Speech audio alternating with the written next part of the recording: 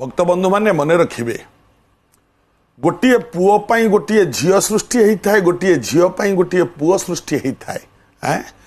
जो कन्या को जो बर विधाता गढ़ी जो घर को जो रुओ बणे बढ़ी आमे बाहाघर करती विवाह भली पवित्र मांगलिक कार्य।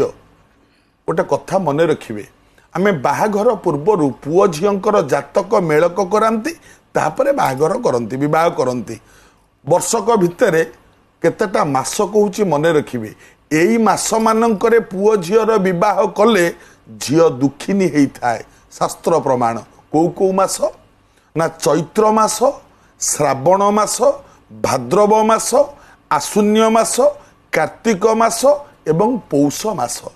एई मास गुड़िकरे केतेटा मासरे विवाह हुएनी किंतु आजिकल किए मानुची आज्ञा जो मासरे मियाँ बीबी राजी तो क्या करेगा काजी फुलमाला पकईदे रेजिस्ट्री बाहागर करदे किंतु एई मास गुड़िकरे विवाह केबे भी करंतु नाही। चैत्र मास, श्रावण मास, भाद्रव मास, आश्विन मास, कार्तिक मास एवं पौष मास एई मास गुड़िकरे विवाह कले 100-90% कन्या दुखिनी होता एक मन रखिले मंगल हब।